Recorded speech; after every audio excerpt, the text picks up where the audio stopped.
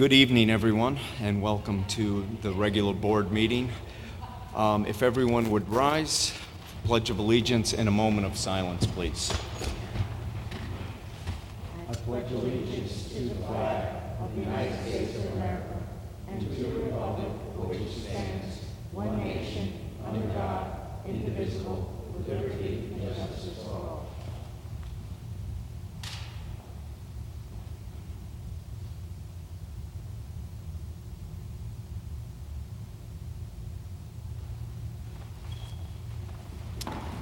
Thank you.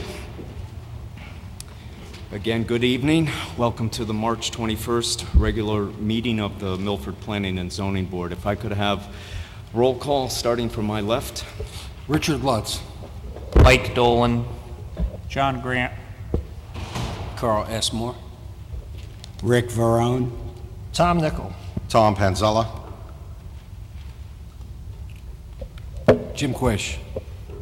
And I'm Scott Marlowe, Board Chair. We're also joined by David Solkis, the City Planner, as well as Phyllis Leggett, the Board Clerk.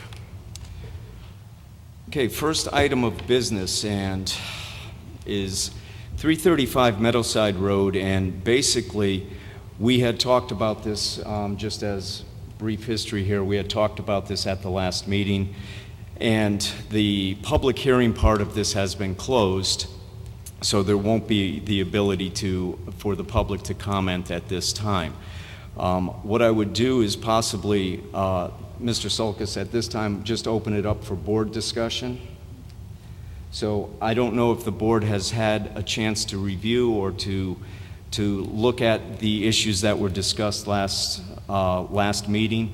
We also received a letter from Mr. Fields that he is withdrawing a portion of what was originally going to be done, and I don't know if it's the board's pleasure to ask Mr. Field to address only that portion.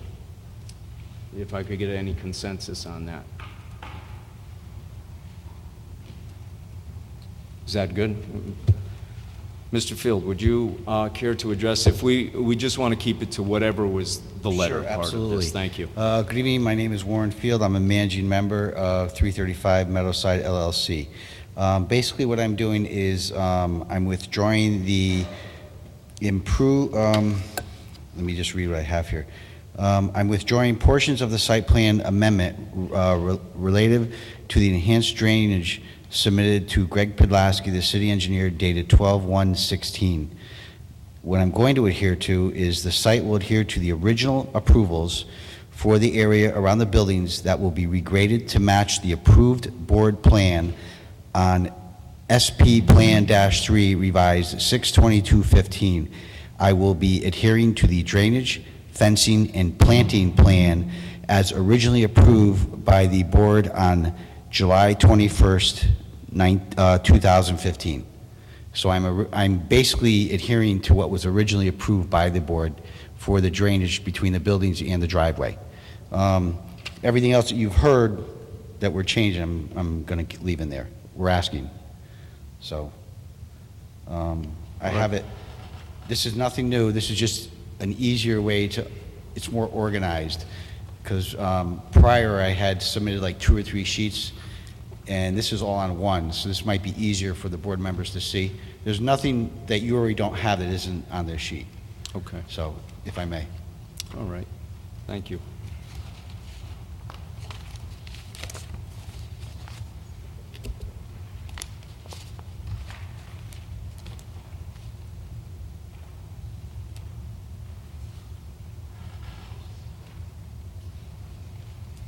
Thank you.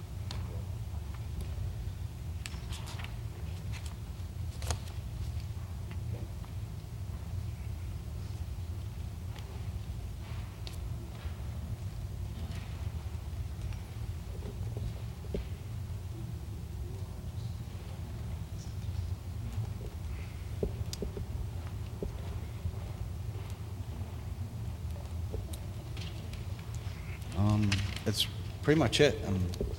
Okay, thank you, Mr. Field. You're welcome.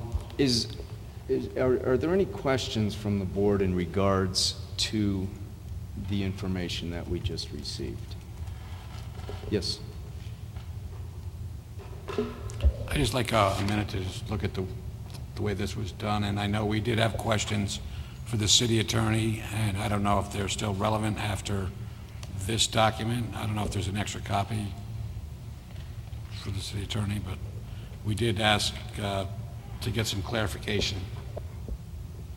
I did receive an email today from the city attorney through Mr. Solkis that said that he's in receipt of the questions or the intent of the questions that we had asked, and he is preparing a response to those questions, but it is not ready as of this time.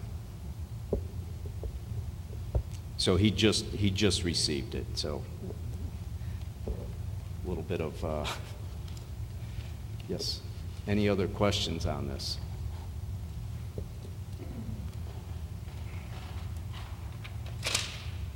Yes, Mr. Lutz. Yeah.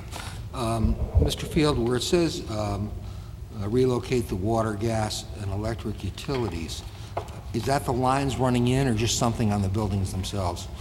Well, it's my understanding, these are just, once the utilities are on my property, and I'm just reiterating what the city planner had said before, was the utilities come from the street, you know, and once they hit my property line, they go where the utility companies basically dictated they have to go. And, you know, I was told by David, and I think David said at the last meeting that, you know, the board really doesn't have, it's something that's not regulated by the planning and zoning or the staff. As we all have private residences, you know how it is. It goes, they put it where they wanted to put it. I guess maybe just an easy question. Do you anticipate relocating the gas line? I don't have to, it's on my property. Right. Okay. No, just Okay. you give the answer. That's fine. Yes, other questions? Yes. I guess this question would be directed to Mr. Solkis. Am I right on the document that we were just handed by Mr. Field, where it has items listed 2 through 9, that the only one of these that was, I guess, in dispute, or there was some disagreement about between the neighbors and the applicant, was that number 9? Based on the questions the board had previously asked the applicant and the testimony that was received by the public, that appears to be an accurate statement.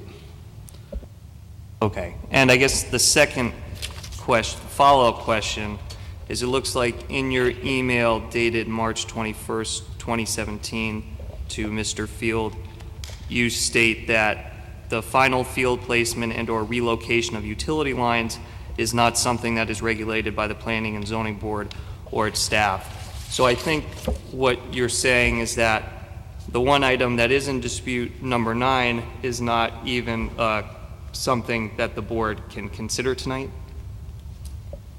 The issue is we have never had control over the placement of utilities. Okay, thank you. Are there other questions from the board? Yes. Yeah, there's an item here that is related to this gas line.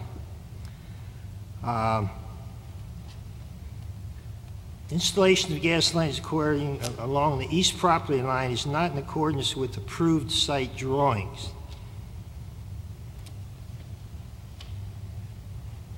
So how were they put in if they were not approved? Okay, we shouldn't be asking, the public hearing is closed, so he explained what he could explain within the limits of the withdrawal of the application.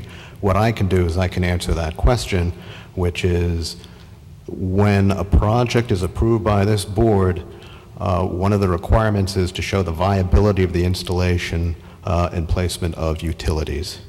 And a majority of the time when something is built, the utilities are not where the board had seen them on their plans because of field conditions, whatever the requirements are of the utility companies.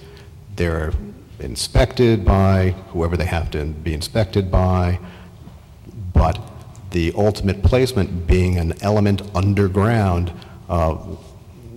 it's a common practice to have them be relocated, and it's something that we have never brought someone to the board for approval, because it's something that we have no control over. We can't dictate to an applicant or to a utility, you must put a gas line here, you must, put your electric line there underground. That's beyond our purview.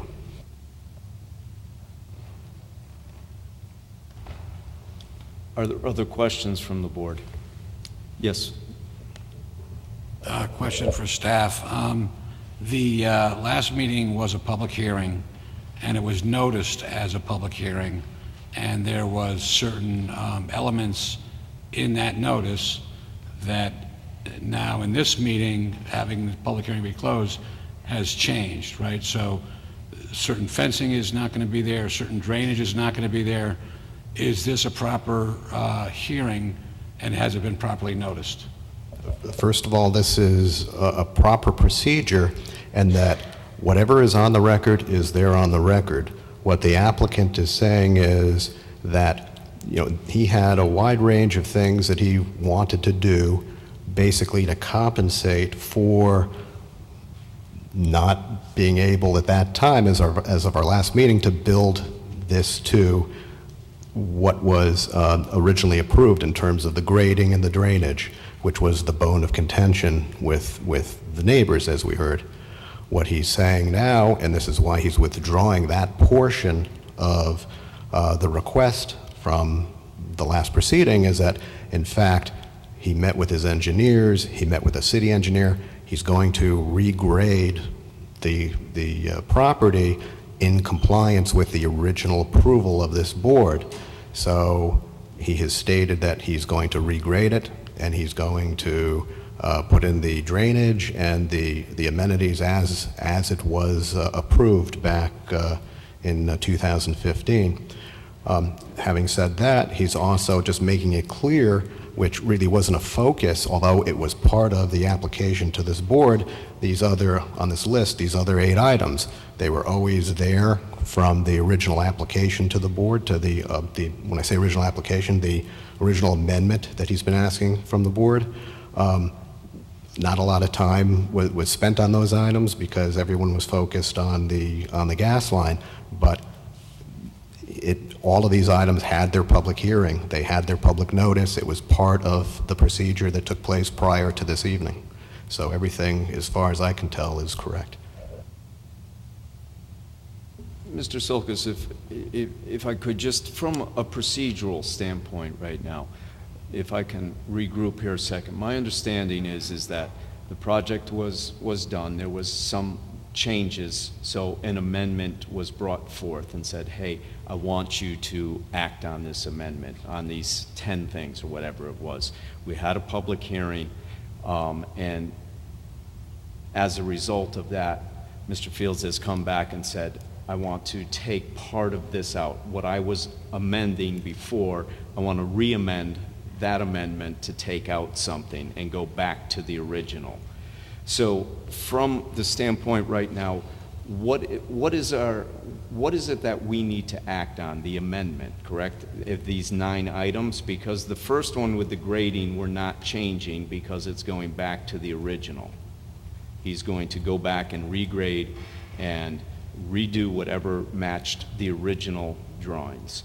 So where we're at right now is we would be looking at items 2 through 9 on this list and saying that's what he's asking. Mr. Fields, correct, is that's what he's asking for, an amendment from what was on the original drawing? Yes, with the caveat being that really it's 2 through 8 that we have something to say about, where, again, item number 9, he may be asking you for your blessing, but in the end, again, it's an underground structure that we have no control over. Okay. So my question to the board would be what is the consensus of the board on the actions that need to be taken? That's really what we need to act on. Yes, Mr. Dolan? My consensus, let's put number 9 aside for a second. My consensus from the public hearing and the application is that 2 through 8 are really minor things that nobody really has a problem with. It seems like they might enhance the project with no detriment to the neighbors. But I want to make sure that the other board members see it 2 through 8 as the same. Is that right? Or if anybody disagrees, please I let me agree. know. Okay, so then that leaves number 9. And so I have no problem approving 2 through 8. To be honest, I'm a little confused about number 9. I'm not sure if anybody else is either. I understand, I mean, I definitely understand and respect what David says. I was, to be honest, I was so focused on number 1, the grading issue for tonight, and that's now been resolved that, but I think that all we have to do is focus on number 9, correct? Yes, Mr.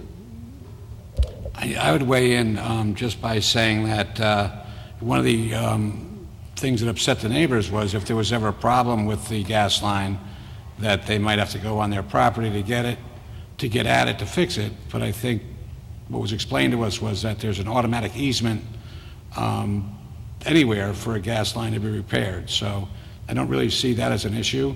I mean, I think that we can make a motion on whatever we want, right? So the motion can encompass things that are not exactly like this, but it can be either passed or failed, and then there can be whatever action takes its course after that.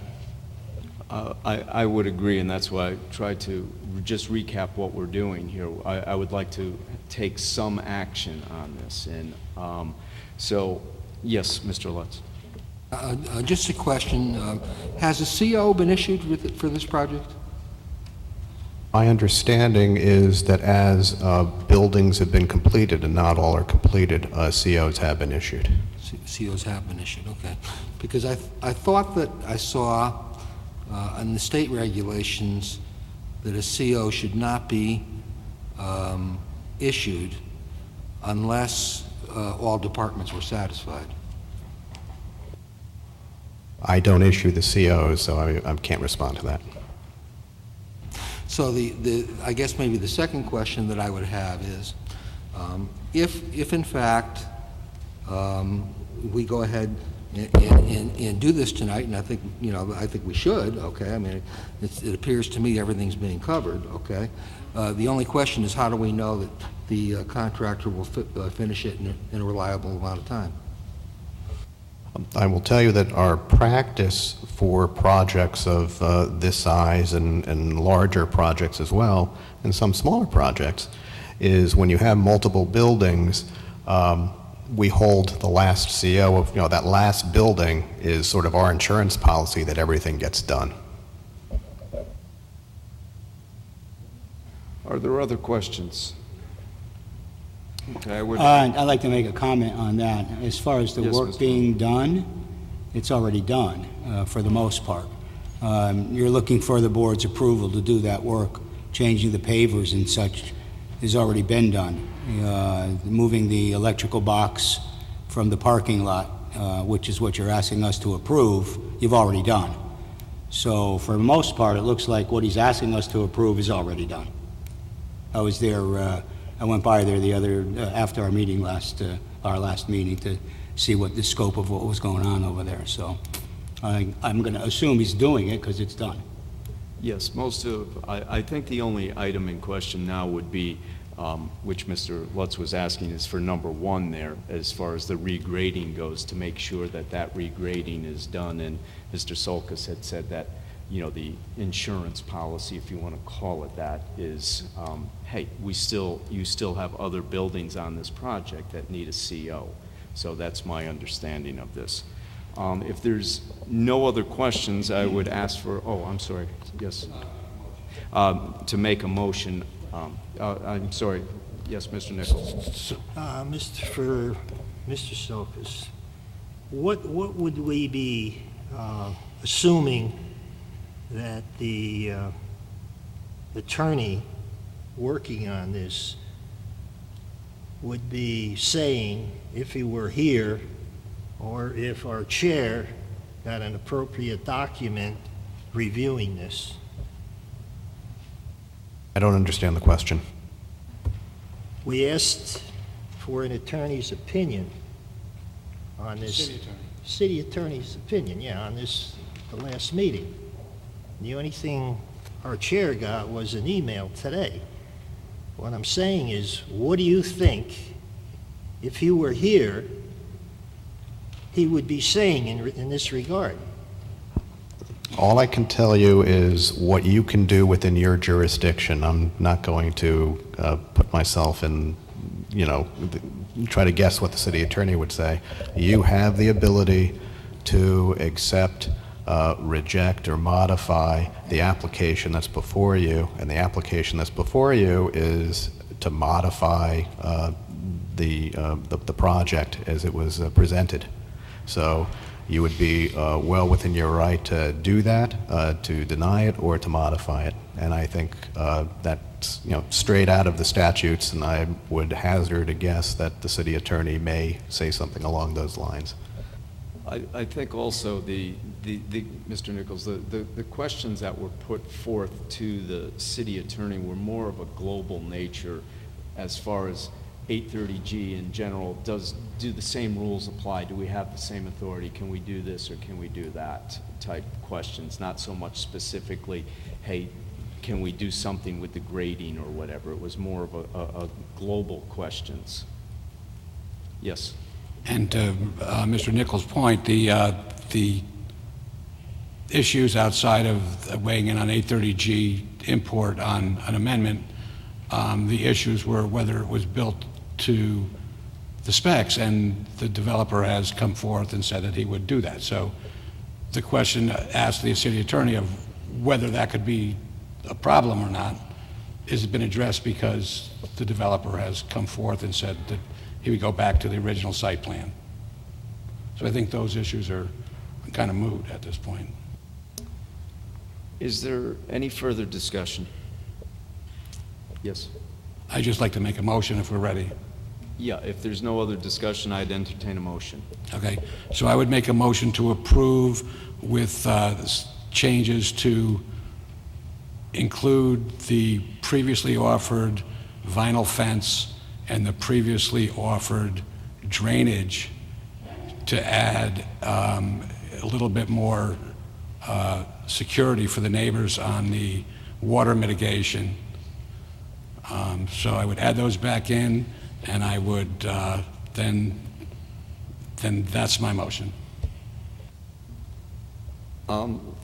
Is there a second on that? Mr. Chair? Yeah. Well, Yes, Mr. Silk. This is interesting in that, I mean, what the applicant is telling the board is that he's withdrawn that portion of the application because he is going to meet the requirements of the original approval. So he's in effect saying that he will put in the original fence as it was approved, and he's going to put in the original drainage that works and was approved by the city engineer. So What I had wanted to do is, if there was a second, to open it up for discussion to go, because I would agree that if we could look at the list that's in front of us of these items, and if we could address those items. So, All right, I'll second it so that we can begin the discussion. so we have a motion, and it's been seconded, but could we open it up for discussion? Yes. Chairman? So I would just try to explain what the thinking is that the issue at hand is drainage on the east, or I guess it is the east side, and the neighbor's concern is that the drainage is a problem, and that part of the problem is that the grade it's just too much of a grade change in a very, like 12 or 15 feet, whatever it is. And so there was one solution to do a curtain drain or a French drain, whatever they call it, and then there was also kind of a nice offer from the developer to go above and beyond and put a nice, kind of a privacy fence.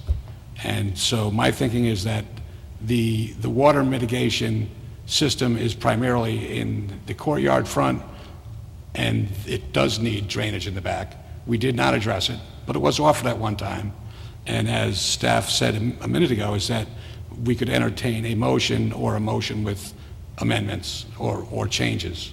So that's why I think that to be a good actor in this, that the developer had offered to step up, probably didn't like the way the last hearing went, and doesn't want to offer it anymore. I would encourage him to acquiesce to something that'll make the neighbors a little bit happier about the development with a better fence. And I also think that in addition to the grade change back to the original site plan, I think that we still have a water issue, and that the French drain is going to be important to have the neighbors have a mitigated impact. So those are my thoughts. Mr. Lutz? Yeah, I understand your thinking on this. I think that the developer is correct, that if he goes back to the original approved plan, okay, that's his right to do that, okay? He may offer out of the kindness of his heart to do something else, okay? But I mean, all we can, I think, stipulate is what we've already approved. We already approved the plan as it first came out. And I agree with that. And to the extent that that's not just what he's asking for, an either or on those two issues, there's also a list of things that he wants changed that may very well be looked at as enhancements, but they're not as a right to have. They're amendments, that's why we're here in the first place. And the fact remains that when we are forced to allow 830G developments in this city, it's a detriment to the neighbors. And we've heard their voices loud every single time we've had something. So for us to get a little bit of something like a better fence and a little bit more insurance on drainage, because in order to get, if my motion is voted on, the developer is getting something, right? He's getting these 8 items or 9 items. So if we're a little quid pro quo here and we get something that's a little bit better for the neighbors who have had what could have been a single family rear lot, and now they've got 15 units or whatever it is. So they have a hard pill to swallow.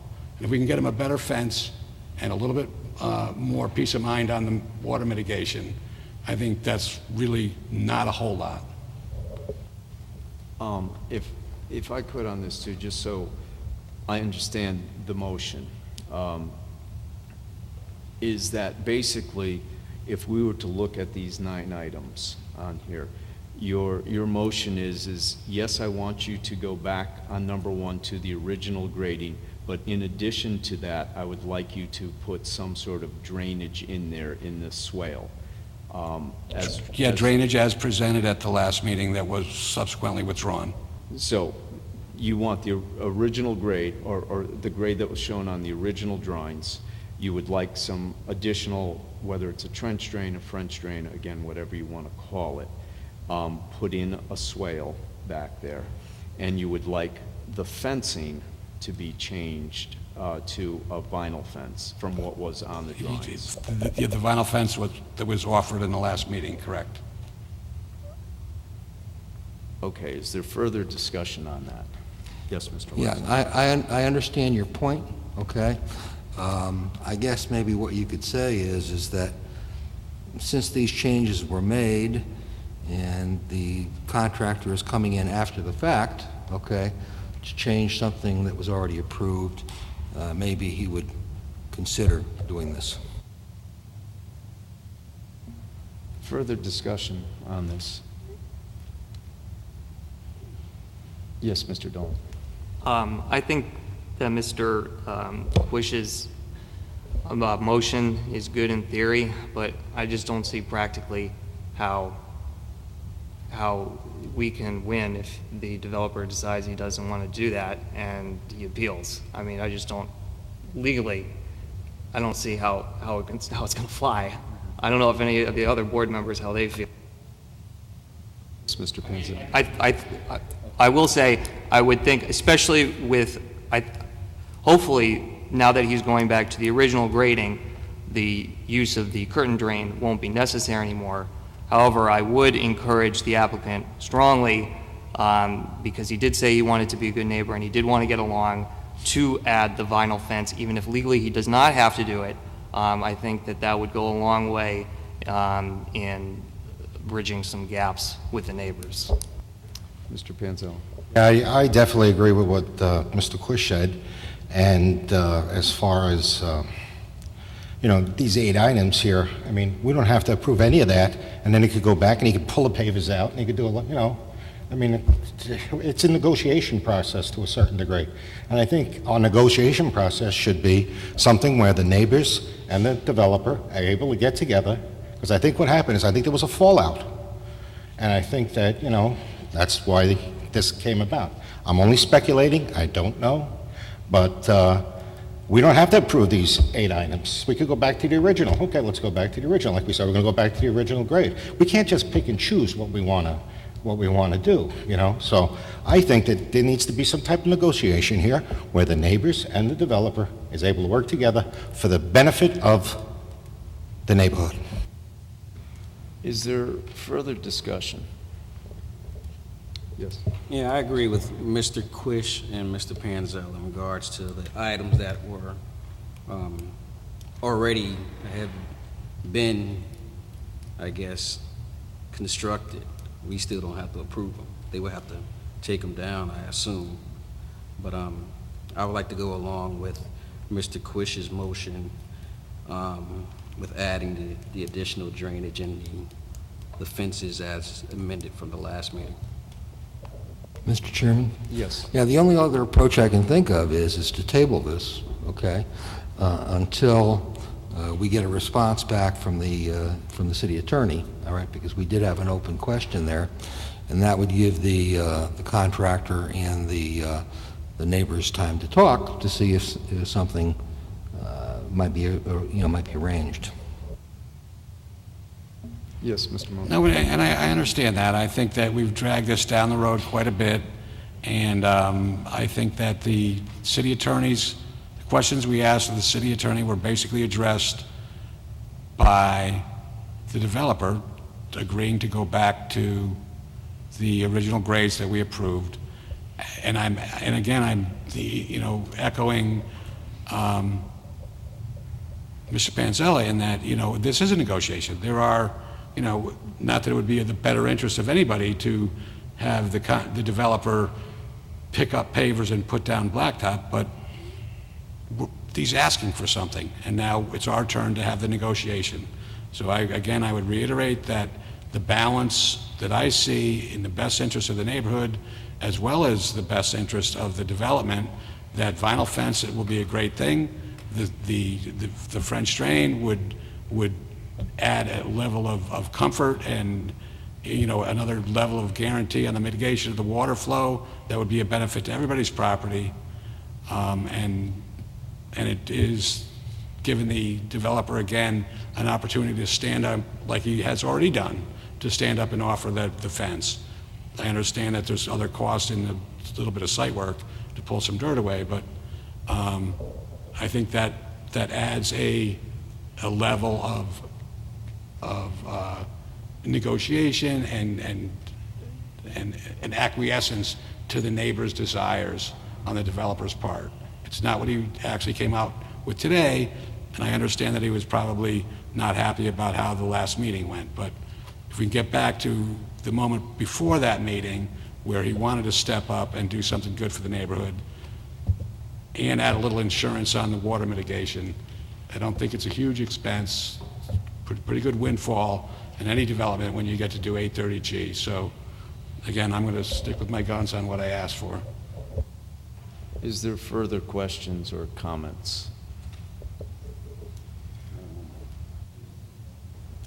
Just to echo Mr. Quish's thoughts, I wouldn't like to to table this motion Mr. Quish had. I really don't have confidence, I don't want to say, in the city attorney based on the time it took him to respond to our last meetings. And I think we owe it to our neighbors to be good citizens and to good representatives of our city to respond accordingly. And I don't want to wait another month or another 2 months waiting for a response from an email saying it's still in review. So that's my thoughts. Just to clarify, in fairness to the city attorney, I'm not sure when they actually received the question. So I don't want to just throw out there that they're not responding quickly enough. I just don't know that. Well, that would cause any concern from any administration or any city official. I'm not sure how the communication went, but I think it's good practice, basically amongst our citizens. They owe more. They owe more than that to us, and we owe it to them. So. If there's no further discussion, there is a motion on the table that is seconded. I would like to, Mr. Quish, just make sure of the wording of this, of the motion. If you were to, I don't know if you have to withdraw it, reword it. I just want to make sure that we're very specific in what we're asking for. I don't want it to be sort of just maybe this or maybe that. Okay, let me see if I can do that. I would say that the motion that I put forth would be to the items 2 through 9. 9 is actually to relocate anything. We're not asking them to relocate any gas lines, which was the issue. But for the items that are on, and again, this is the sheet that was handed out by the developer tonight that I'm referencing. So those would stay intact. Those were part of the original application for the sidewalk, the windows, the paver changes. So those remain intact. I would say that bringing the site into compliance with what was already approved by this board initially would be in the motion. And I would add that what was offered prior to the withdrawal of a vinyl fence and a French drain to be included into the motion. Okay, that was a long motion. And understandably clear? so. I mean, I'm sorry. No, understandably so. If I was to look at that and condense it, if we said we are going to accept items 2 through 8, correct, on this list, item 1 we're going to accept, but we would like to amend that item 1 to add additional drainage that was discussed last meeting, as well as put back in the vinyl fencing that was offered. Would that be a... That's accurate. Okay. Yes. Before we go all through this, I don't know if it's possible, but I'd like to hear Mr. Fields what he thinks about this, if I could get his opinion on it, because I think that could help us one way or another as to making a decision. Okay, Mr. I don't know if that's Sulkus, possible. Can we do that legally? No. We can't do that, yeah. We can't do that. What I'd like to do is this, if we could. First, Mr. Quish, your original motion, if you want to withdraw that, and Mr. Dolan withdraw the second so we can... I'm sorry, Mr. Lutz, withdraw that so that we could go to the motion that you're making now. I think it's the same motion. I just tried to clarify it. I don't see any difference in what I said first time or second time. Okay, so we're going to then basically, if we're, Ms. Ledger, do you have the motion that was stated? Yeah. Mr. Chairman, I think you pretty eloquently stated it just 2 minutes ago. Maybe we should just do a new motion, and then somebody can second it. That, Mr. Quish, I guess that was what I was asking. Very good. So if you would withdraw. So that would be, again, then I would revise my motion to reflect the narrative that you just gave us. Is there a second on that? Is that how we need to do this? Withdraw his motion. Okay. Okay, so, Mr. Kush, I would ask if you would withdraw your original one, and we'll withdraw the second, and then we'll go and say just what you said. Whatever, that's fine. Okay. Mr. Lutz, would you withdraw your second? Okay. I'll entertain a motion now, Mr. Quish. So again, I don't think you want me to go into a long-winded motion again, but so I would ask the board secretary to accept the motion as defined in the narrative that the chair just gave. Is there a second on that? Mr. Lutz, thank you. Is there any discussion on the motion? Yes. I just have a quick question. What are we doing with respect to number 9? Are we saying that the board has no authority to act on that, so we're just not touching it? Is that right? That was my intent, is that, yes, we don't have the authority to approve or disapprove that. So in my mind, that shouldn't even be part of what we're making a motion on. Okay, I just wanted to make sure. All right, because I was a little confused about that. All right.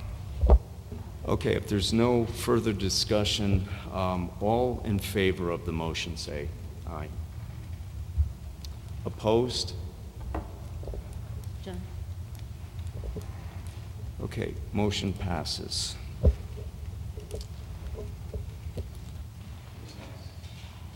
Next item on the agenda is a public hearing for a proposed zoning regulation text change. Petition of Kevin Crusaden for a change in the zoning regulations to allow a recreational cooking school as follows. Article 3, Section 3-17 Corridor Design Development District 2, Devon Center, Naugatuck Avenue, CDD-2, add sections 3.17.1.12, and Article 11 definitions, school recreational cooking. Mr. Crusaden. Good evening, Mr. Chairman, members of the board.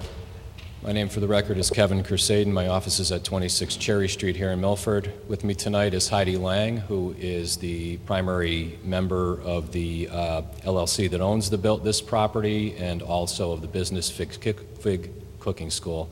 Also with me is Mr. Jim Deno, the designer, and an associate from my office, Christina Porter.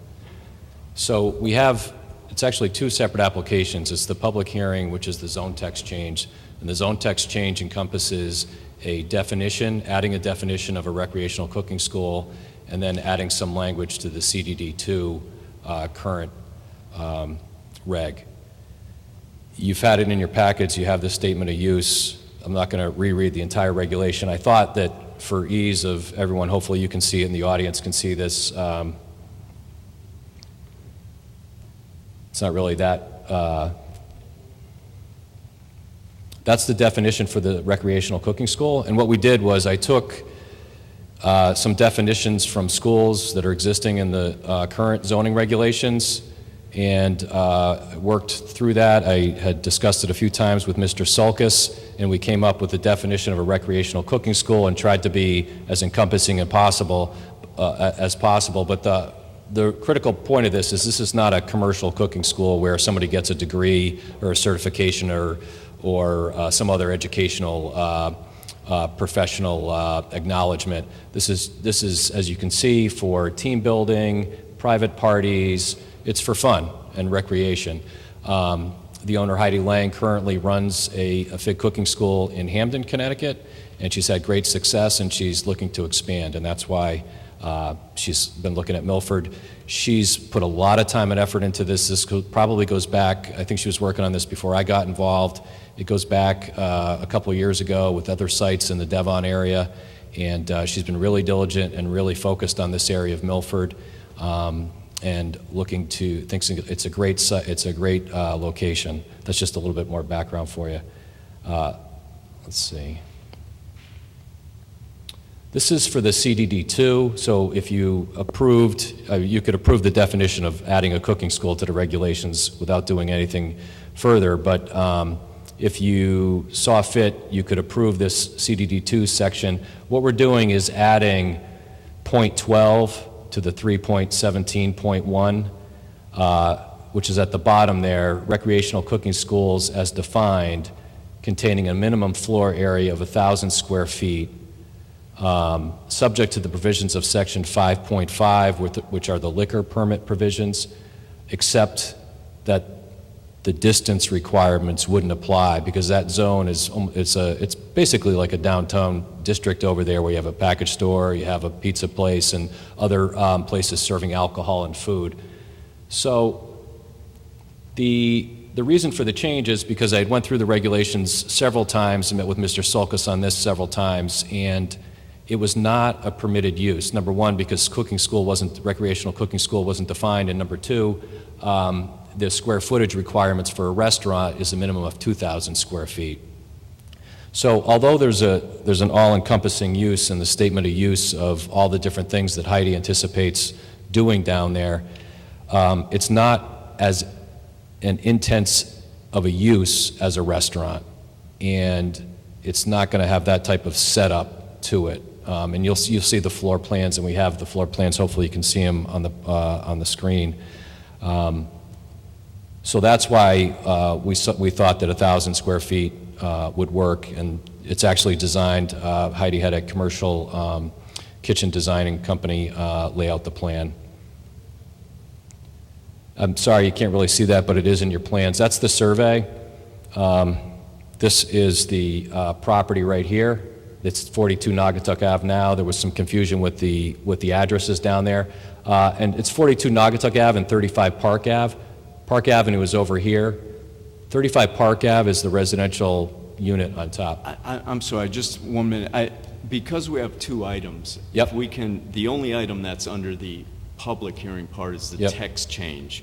So if we could deal with that one first, and then we'll move on to the restaurant part of it. I'm sorry, Whatever your cooking preference school. is, Mr. Chairman, I think that the statute and the regulations require that they be presented or filed at the same time, but however you want to hear them, if you want to hear them individually. I'm here to answer any questions on Okay, that. if we Yeah. could do it individually, just because Sure. of the way the agenda is split up, that the Absolutely. text change is on the public hearing side. Okay. So, Mr. Sulkus, if you have comments on the text change itself?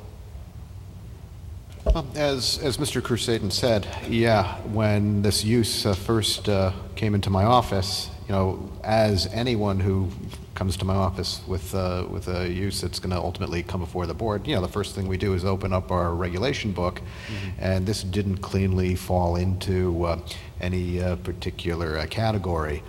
So based on that, you know, Mr. Crusaden developed these regulations, and I think they're a good regulation as described for the type of use that's being proposed. Are there questions from the board in regards to the text change itself, to the definitions that we're going over right now? Yes, Mr. All right.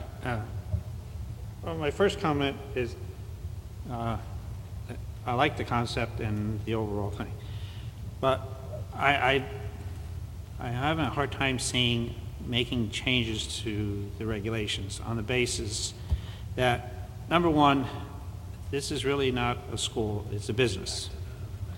We have a definition in the zoning regulations now that says school commercial, and it says basically any business or school operated for compensation or gain for its owner or operator.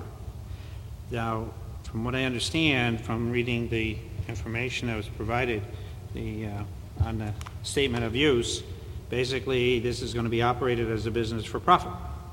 So classifying it as a school, I can't really see classifying it as a school. They're offering classes, but it's still a business. They're offering, just as if I had a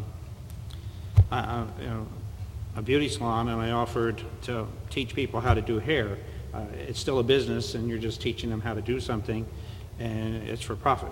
So as far as the regulation change, as putting, I don't see putting this, and also too, by putting it in section 3.17.2 as a approved item, this is basically, I don't see this happening more than just this one time, maybe in this area.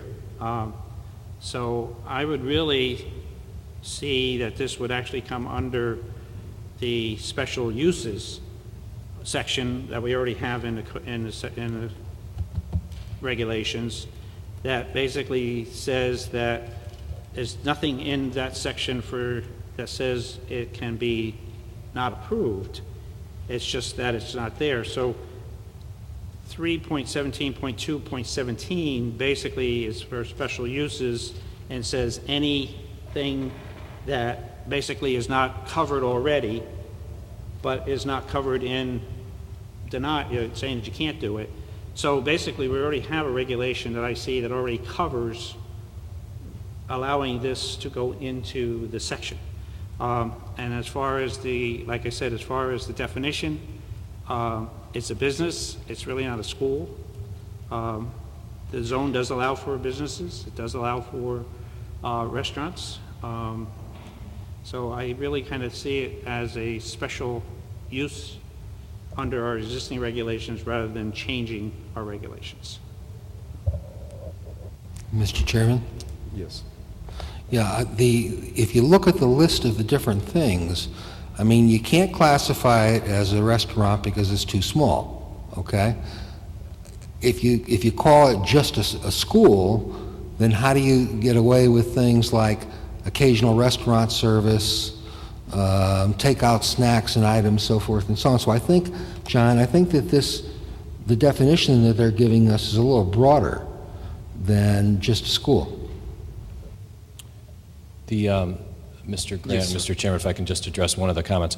The language about any business or school devoted to the education, that's taken out of your existing zoning regulations for the other commercial school. So there's an acknowledgement that it is a business. It's just trying to define it. It is for-profit business, correct? But that language is already in your zoning regulations. Are there other questions? Yes. Actually, to Mr. Grant, so is it your opinion that we could approve this as just a special use and not need to change any language? Yes.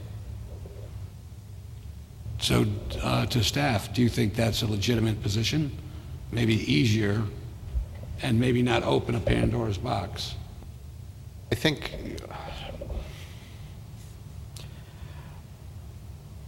when we first looked at this, because of the incredible breadth of activity that they're proposing, normally when we approve something by special exception, it's a use that for the most part is defined somewhere in our regulations, but not necessarily in that zone. This book is made up of many different uses that were brand new at some point and then added to the book. What you're seeing tonight is one of these cases where there is a new type of land use that's being proposed that doesn't fit neatly anywhere into this book and is really a hybrid of many things that are in this book. And it's within the purview of the applicant to ask for that change and have this use be recognized. And if it turns out to be a great use, this use could expand to other zones. And at least in this zone, since it would be for the CDD2, it's possible that another one of these uses could open up somewhere else in this zone. But it's unique. And for that reason, creating the definition, because that's really what we're talking about when we're talking about changing the regulations, we're creating a definition for this new use that would be in the book like other definitions that we have. And then we're creating a section with some standards for it and clarification for it, so it's not We're not having to rewrite, the CDD2 regulations for this one particular use. We're adding it to the ones that are already approved. Other questions? Yes, Mr. Brown. Can you please tell me, as I look at the points of use, what makes this different than a restaurant? Because you're offering all the same services that I can see any restaurant providing. I can comment on that, and then Ms. I only ask that because you're asking us to change a zoning designation because the current real estate does not support a restaurant in that zone. That's... It's it's for a variety of reasons, but one of them is that you can have a restaurant there, but you need 2,000. 2,000, that's what I mean. There's not 2,000 square feet. Right. So can you please tell me what the difference is from what your business is and what is already a restaurant? Yeah, and like I said, Ms. Lang can expand on this, but essentially, it's not as an intense of a use. It's not going to be open 7 days a week from 9 to 5, breakfast, lunch, and dinner. It's going to be more of a either an on-demand. It's not clear what the various events would be or what the success will be. I think it's going to depend on after the first summer and the year that it's open. But it's the main difference is that they are going to be teaching cooking classes versus straight all-out serving of restaurant. And I don't know, Heidi, if you wanted to expand on it at all? Sure.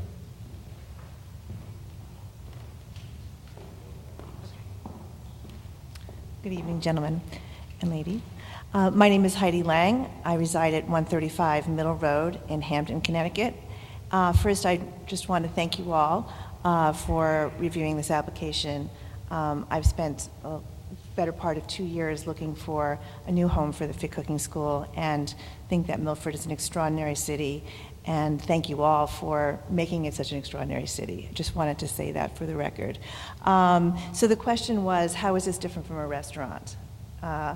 It's very different from a restaurant. Mostly what we've been doing until now is teaching cooking classes, recreational cooking classes, and team building events to companies like Schick and Ann Taylor in Milford and various other places in Connecticut like FedEx and Alexion and so on. Excuse me, can you pull the mic closer, please? Closer, is that better?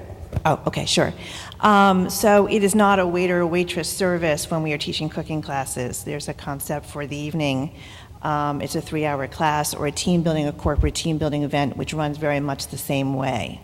What Kevin was referring to in terms of the summer, my busiest season is actually when many businesses are slow, which is winter, fall and winter. So summer, people want to be outside, and so in the summer, we would like to be using the space to do some cooking classes and team building events, but in addition, also to do nice picnic boxes where you can order online and be delivered to the beach so that you don't have to leave the fun you're having, you just pick it up from the mouth of the beach. Same concept would be for dinner. But again, as Kevin said, that's all going to depend on market demand. Walnut Beach does not have a lot of food outlets. People are always looking for more opportunities. This is one great way of doing that. It's also a really fun way of coming in from the sun to do a cooking class in the summer. So very different concept from restaurants where you just come in for a meal and that's it. Oh, I should add also that there can be classes that are demo classes as opposed to hands-on classes. Most of the classes we do now are hands-on, but again, it will all depend on what people are interested in. Thank you. I just want to add one more thing to that. When you're drafting these statement of use and you're working with city staff on it, you want to be as comprehensive as possible. So I don't want to necessarily leave something out that might be done someday or partially. So it's really kind of a belt and suspenders approach with that statement of use. So that's why it's it looks like it might be more of a, there's no distinguishing factor, but there is. Is there other questions on the text change itself? The only question I had, and possibly to Mr. Sulkus, is, we're looking at this regulation change in regards to a specific business that wants to go in there, and we all probably think that it's a good business. My concern would be is in the text change itself. I mean, that's there now, so any other business that comes in would use that, and maybe they're not going to be like you and only have an occasional meal. Maybe they will make it a restaurant more than anything else. And I think that would be my concern with the text changes. I'm not going to judge the merits of this particular business that wants to go in there, and I understand the reasoning behind it. I'm just concerned that we're putting something in our text that, other businesses might want to take advantage of. And I'm not sure if there's an answer to that. I mean, I have a quick answer. I would hope that other people would want to take advantage of it, whether it was in this zone or another zone. I think it's good economic development for the city, and I think that as long as they follow the regulation, they should be allowed to do it. I mean, I think this is something that should be picked up in the other CDD zones, and if it is established. I understand that when somebody comes in for a specific use and you have to file that specific use with the zone text change, you want to be sure that it's not having second and third order effects that spill out down the road and there's other issues that are unanticipated. But that would really be, they would have to meet the same requirements for an application. They would have to be limited to the same types of uses and be giving cooking classes and not, actually have a restaurant or just a straight restaurant. And I just want to make one other comment with respect to Mr. Grant's comments. The problem, I think, that with doing it with the special exception is that it becomes a question of whether you're actually waiving your own zoning regulations, which this board actually does not have the authority to do. That's within the purview of the ZBA. So it becomes a little bit of a gray area. And I don't know that there's anybody here to speak against this application tonight. Maybe there is, or maybe there isn't, but it becomes a gray area in defending the actual approval, both within the appeal period following an approval, if the board were to take it that way. Also, with a special exception, that would be a separate public hearing that we would have to come back for, a month or two later. And I think that if it would be the same ultimate result, this client's been, and this corporate citizen has been trying to get her store up and running for a couple of years now in a couple of different locations. So another month or two delay is significant for her. Thank you. Other questions? Not really a question, it's kind of actually it is, to Mr. Salkis. In our existing definitions under schools commercial, we actually put in there, we have such uses as bartending, beauty, cultural, dancing, and sewing. Instead of doing a whole new definition, what if basically cooking school was placed into that language? Basically that definition, it says, would cover what this usage would be, and would be, to me, a simpler item, and then it would put it into, I would understand, since it was there, and then it would be allowed under the special uses. I would respectfully disagree as someone who has to enforce zoning regulations. When I think of a cooking school, I think of the Culinary Institute of America. That's a cooking school. When I think of a cooking school like the Culinary Institute of America, I don't see them doing the activities that are being discussed as part of this application. This is a unique, for us, and new type of use. So putting it into a commercial school where clearly the intent of the commercial school is to give someone a degree of a kind or a certificate of some kind is different from this particular kind of use. On that note, I just got a question. Under commercial schools, commercial, we have sewing. Do you know of any school that actually gives a certificate in sewing or a degree? Let me find the section that was under schools commercial. Hold on.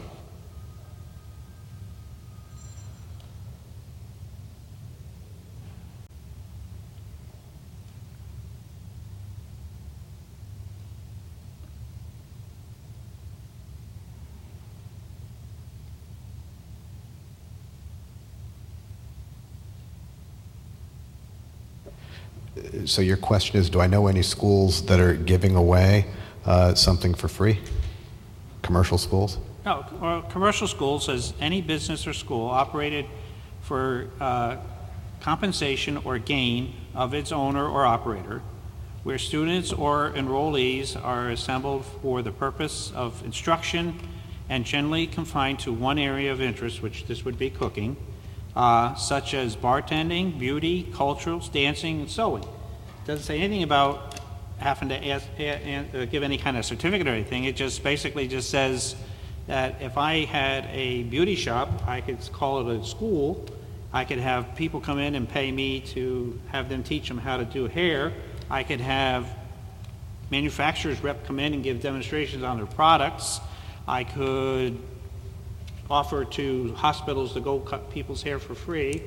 I mean, you know, dancing, you could do the same thing. Sewing, you could do the same thing. I agree. I'm kinda thinking I agree that with you. Basically, cooking would be kind of in the same. But it's not just cooking. There is a restaurant, there is catering.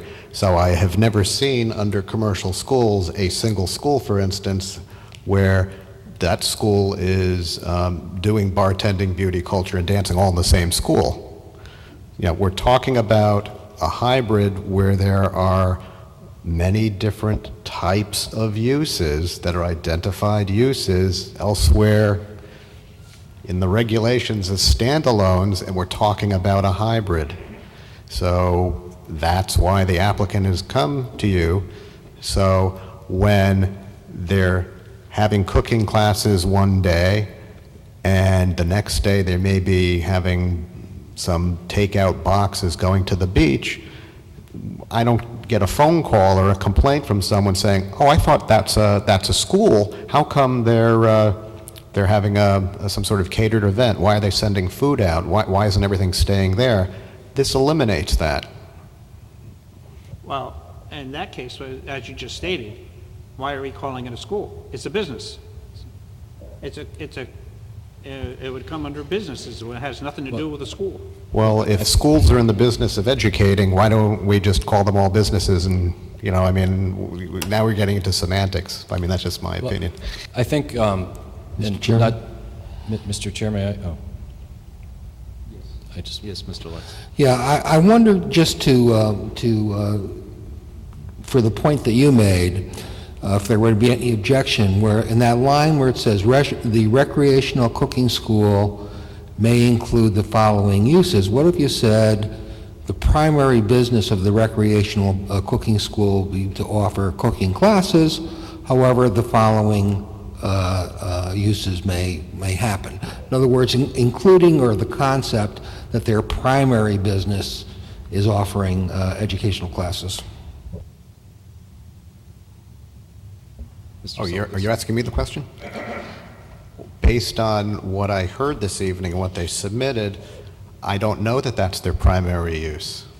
That's the issue. They have a bunch of different primary uses that it sounds like are going to be in effect at different times of the year under different circumstances. So again, they're defining themselves in a particular way, like all the businesses we have in our regulations are defined in a particular way. And as long as they meet those requirements, you know, we're happy from an enforcement standpoint. Mr. Question? No.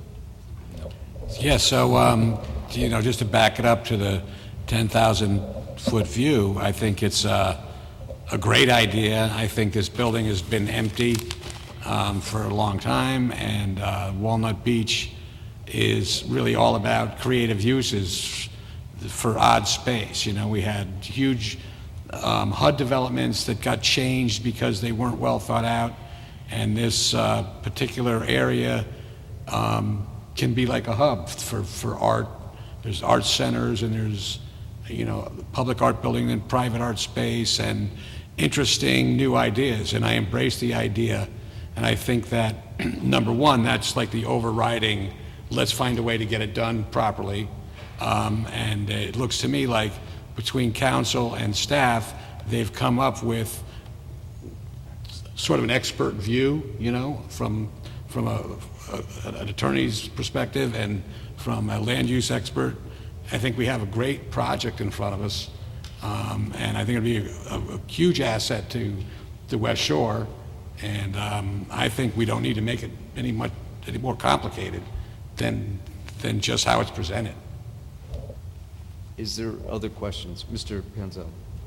This might sound a little crazy, but what if you took the name, the Fig Cooking School, and changed it to the Fig Cooking Experience, and you went under a special permit and your special exception, and now that could encompass different things, and you still could have your everything that you want, and it would more or less satisfy everything, I think. I don't know. I'm just trying.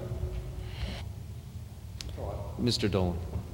I kind of agree with Mr. Quish. I don't think the name should be changed. I understand that the school has been around in Hamden for a number of years. It's a brand name for some people who have used it before. I don't think it needs to be changed. I think I respect everybody's opinion so far in terms of what their thoughts are with respect to the language in the proposed text. I think it's fine the way it is. I think we might be overthinking this one a little bit, or at least maybe I am, or I don't know, maybe that's just my thought. And I know that I think that this is still subject to public hearing, but I think it's fine the way it is. Other comments, Mr.? Yes. Yeah, I agree. I think we are overthinking this a little bit, but I agree with the proposed text. The only changes I think that might come about is, I think Mr. Grant is probably, because he's probably the head of our regulations subcommittee, if it's going to be a school recreation for dancing, is it going to be another text for that, and so on. How large is our text going to become, or of our regulations going to become, keep adding these type of texts to it. So I think that's one of the concerns Mr. Grant might be having. That's what I think. But thank you, Mr. Moore. Other questions, comments? I have a Mr. question. Grant. Mr. Hayden. I understand you have a school in Hamden, correct? All right. Was there zoning regulations required when you went to Hamden? Yes, and I have a zoning permit. Well, yes, I have a zoning permit. I have a permit.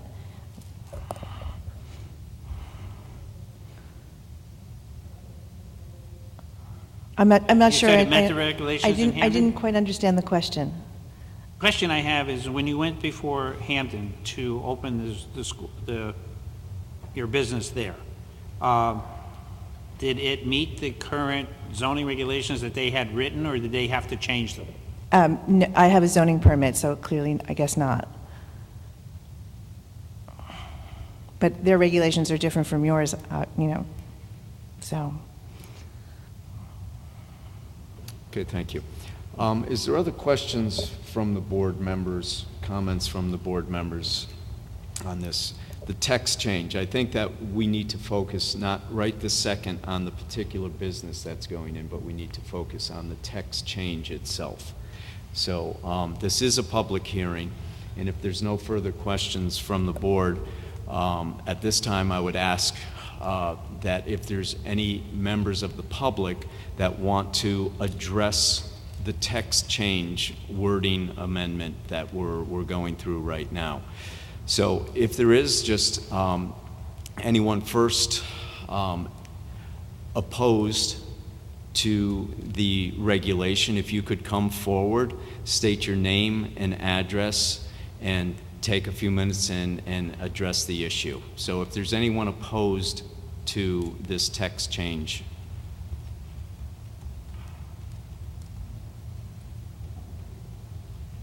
Okay, seeing none, if there is anyone that would like to speak in favor of the text change, if you could come forward and state your name and address and a few brief comments. Thank you. Julie Nash, 224 Woodruff Road, Milford, the Director of Economic Development for the City of Milford.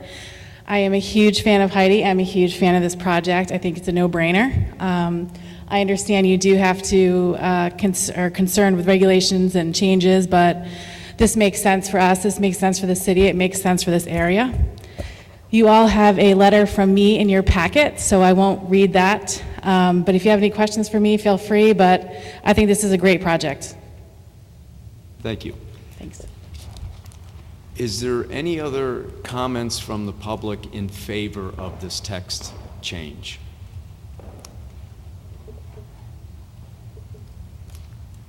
Good evening. Good evening. Susan Patrick, 660 Gulf Street, Milford, Connecticut. I'm also former president of the Walnut Beach Arts and Business Association, and Heidi has been coming to our meetings for the past year and been very active in looking in the area, and I can't think of anyone that would do a better job opening a business there. And I strongly support us doing everything we can to make it an easy process for her. And the businesses are overwhelmingly in support of her 100%. So, just to let you know. Thank you. Thank you. Is there anyone else that would like to comment in favor of the text change?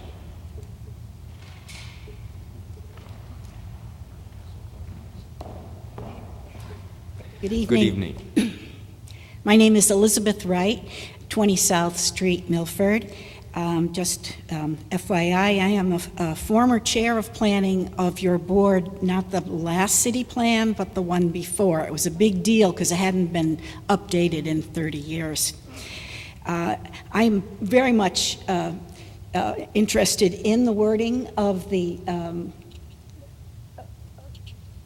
proposed text, and I'd like to say that I also had a business in Walnut Beach and know what it's like to be in Siberia in the winter, where this business will bring foot traffic for sure and help what's going on down in Walnut Beach, because it's a little historic enclave of funny little buildings that need special attention and need wiggle room. Now, in this writing, it uses the word recreation.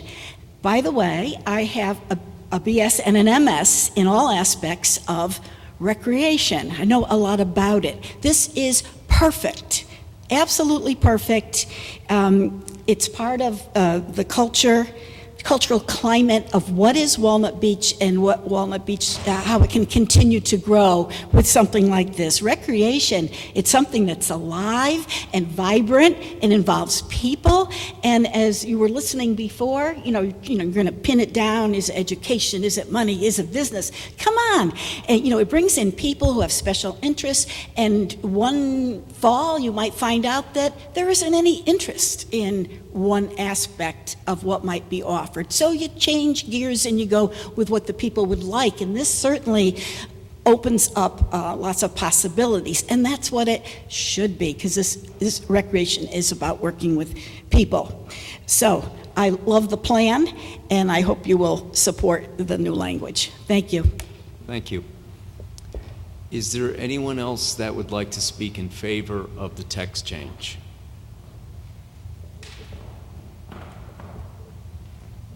Good evening. Good evening. My name's Tina Pritchard, 85 Broadway. I'm a resident and I have a small business in the area, and we are thrilled to have Heidi come in. We think it's a great plan and much needed in the area. So I support the text change. Thank you. Thank you. Is there anyone else that would like to speak in favor of the text change? Good evening, sir. Good evening. Gary Dangle, 52 Harding Avenue, West Haven. I'm a business owner in Walnut Beach. I'm in total favor of Heidi and the text change in this. I believe that she'll bring in business in the wintertime and also help out in the summertime with all the people visiting the beach down there. So that's all. Thanks. Thank you. Is there anyone else that would like to speak in favor of the proposed text change? Okay, seeing none, we'll close the public hearing part of this. Further comments, questions? Yes, Mr. Grant. I just want to make sure it's on record. I'm not opposed to the use or this type of business. I think it's great. I think it's a very good thing. I just have a very hard time calling it a school. It's a business. And I think calling it a school is not the right wording to put in front of that. I mean, you can call it recreational cooking business if you want, but calling it a school, to me, it's not the primary function of it, according to what everybody has said, and everybody that has come up to speak has used the word business. Not one person said anything about school.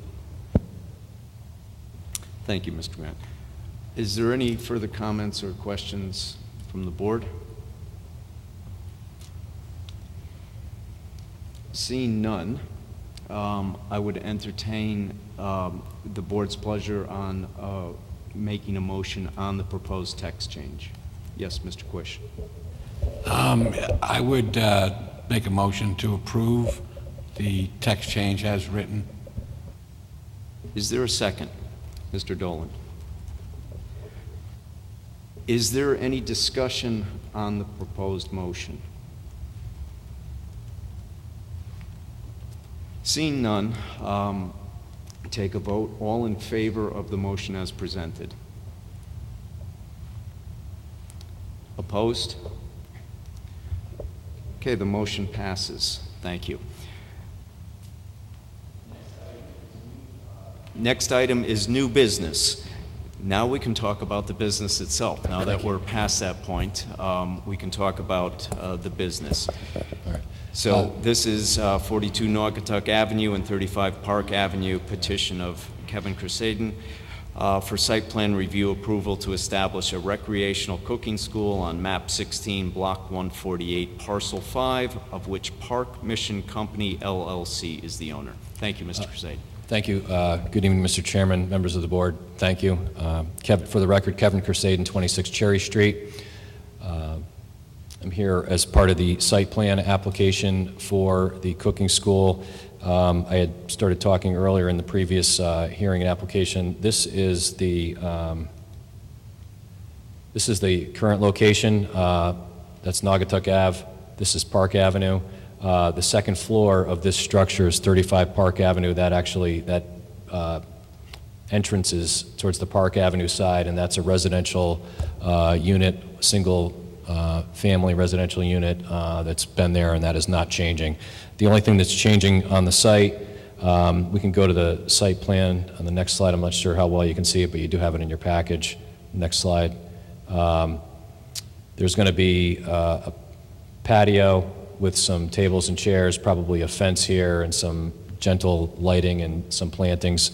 And then it's just the interior renovation into a cooking school would be inside. You go to the next slide. This is the proposed layout. This is by Jim Deno, the designer, and it shows the setup, and Ms. Lang can speak to it, how she envisions it, but this would be what would be approved, and this is what we would need to stick to. It would be the kitchen here where would be the demonstrations and the instruction going on. The next slide. This is just that same plan, a little bit more refined. This was done by a commercial kitchen company. It shows the seating, the tables, and also it calls out in your plans the different types of equipment, furniture, and facilities that are located in there. That's the current street view. Next slide. Just other aspects of that street view, looking north, looking south, across the street. I'm sure you're all familiar with this area of town. Up top is the rear view. Here, this is another property. It's very narrow here. This is actually the access way where these cars are parked, somewhere in this I'm not sure whether that's the property line or that's the property line, but it's right in there how they access it from the rear. This is what's proposed as part of the CDD2 in this application. I think it has to comply with the some of the design standards, which are, I don't want to say ambiguous, but they're pretty flexible.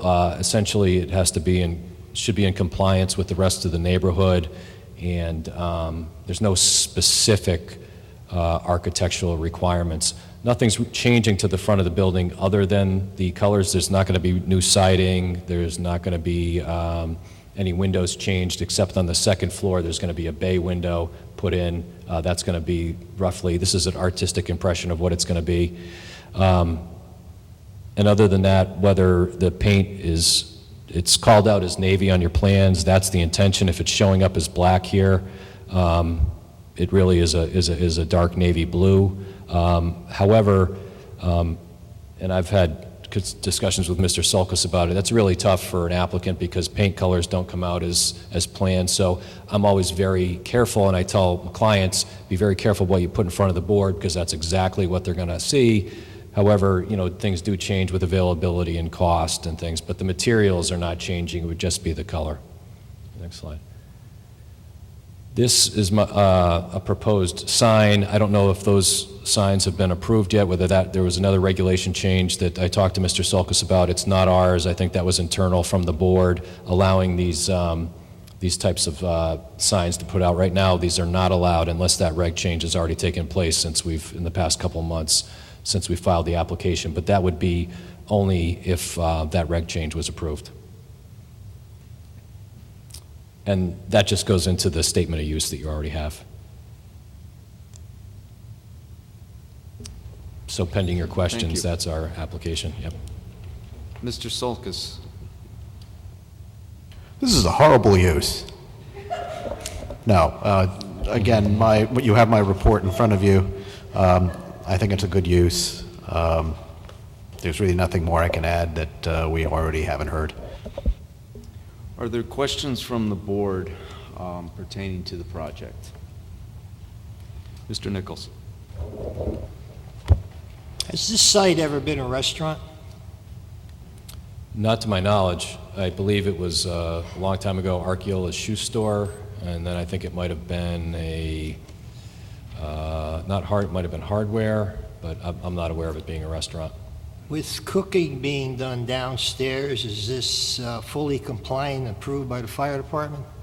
Yeah, the current plan is approved by the fire department, but they caveated that when a building permit is pulled, it would have to be they would have to comply fully with all building code and fire code regulations. And the back tables, what are they going to be used for? Is this part of the dining area? If you're referring to the outside back patio, that would be correct. Yeah, that's part of the proposal as part of the site plan application. So how many seats do you have? I'd have to, what is it total? In the back? So it's 18 seats in the back. So 6 tables, 18 seats.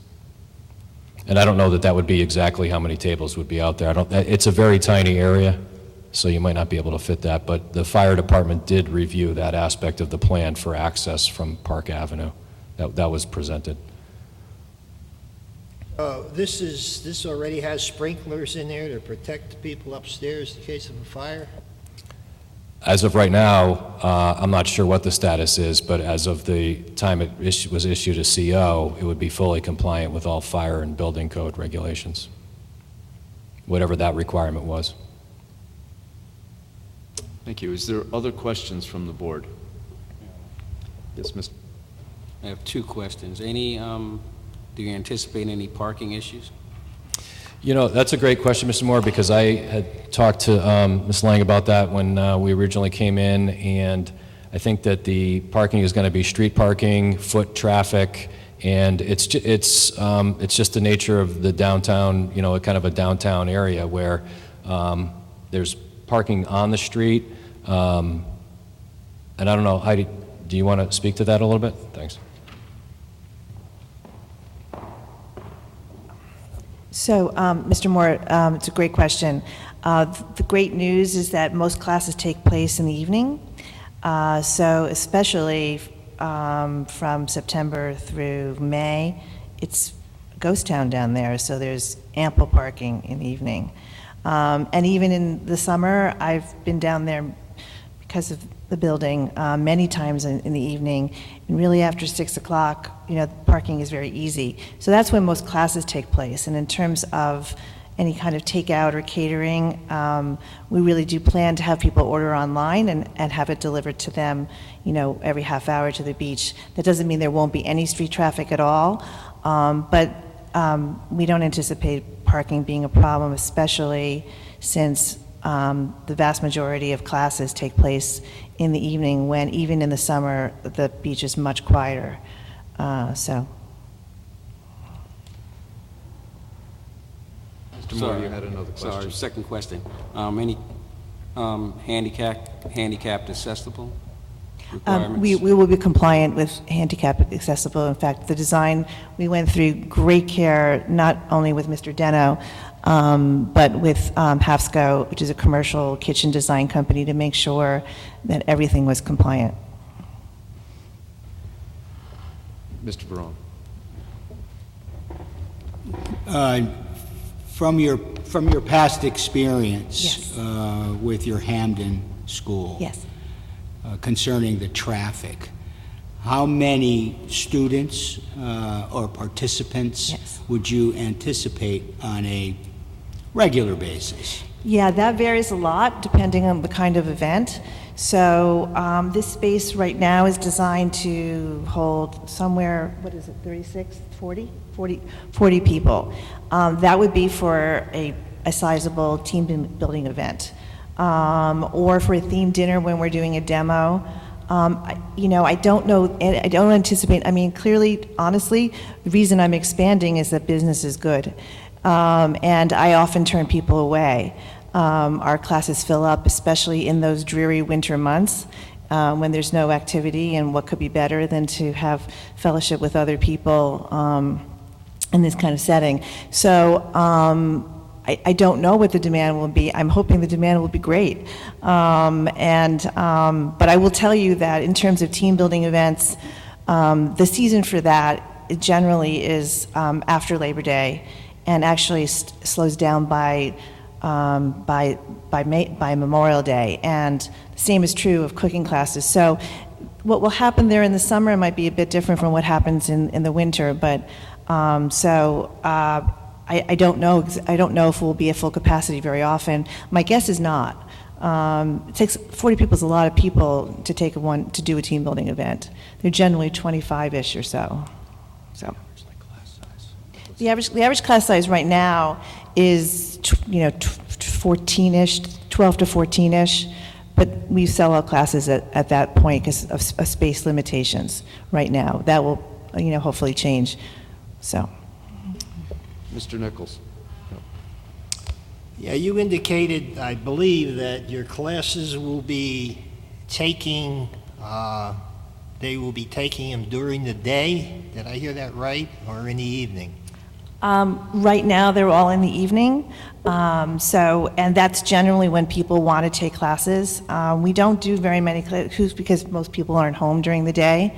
There really isn't a huge market for daytime classes, so they're mostly in the evening. Now, in the summer, is it possible that we'll do a shorter class, a demo class for people who want to come in from the sun for an hour and a half and do something easy breezy, more of a demo? Sure. That would be a welcome opportunity for people. But right now, the classes are all at night.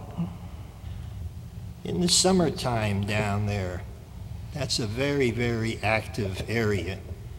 And it's very difficult to get a parking place because I go there for beer and pizza all the time. Mm-hmm. And I can't find a parking place. I have to park around the corner or by the church. Right. That's why, as I said, the classes are usually in the evening when people want to do something outside of the beach and it's dark outside. That's when people leave, and that's actually when, when we're most active. And I anticipate that continuing to be that way. Mr. Quish, you had a question? Yes, sort of a double-headed question. At your Hammond facility, do you do like wine pairings or something? Do you have people bring their own wine or whatever? Right now, it's BYOB, but we plan to apply for a liquor license for just wine and beer, not spirits. And so that's the same situation for the Milford location? No, that's what I'm planning to do in the Milford location. Okay. Right now, it's BYOB. But we would love to do wine pairings and yeah. Are there other questions from the board? Okay, seeing none, thank you. Any other comments, Mr. President? No, not at all. We had just handed out some photographs and a letter of support from the Department of Community Development by Julie Nash that she spoke already earlier, so. Thank you. Thank you. I would entertain a motion from the board. Yes. Oh, I make a motion to approve cooking school at 42 Naugatuck Avenue as presented. is there a second? Yes, Mr. Panzella. Any discussion on the motion?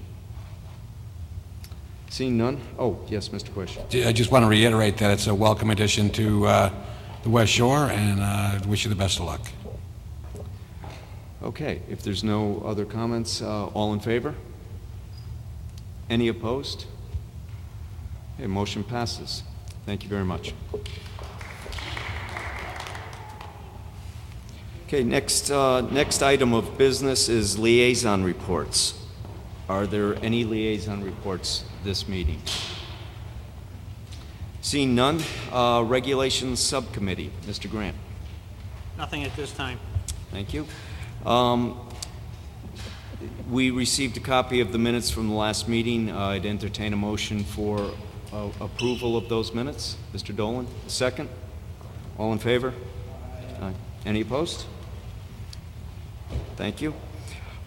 Chair's report. There was two items that Mr. Solkis and I discussed, and they were two lot line adjustments. Lot line adjustment to 130, 150 Boston Post Road, and a lot line adjustment to 29 Dixon and 135 Kings Highway. Both of those I did sign for lot line adjustment. So that's my report.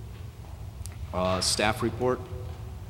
None this evening, other than to remind you of the land use seminar. I'm not sure if there's still openings or not. That's at Wesleyan this coming Saturday. I sent you again another email today. If you're interested in going, please sign up, and with proof of attendance, we'll be able to reimburse you. Thank you. Motion to adjourn. Okay. Second. It's been seconded. All in favor? Aye. Opposed? Okay. Thank you very much.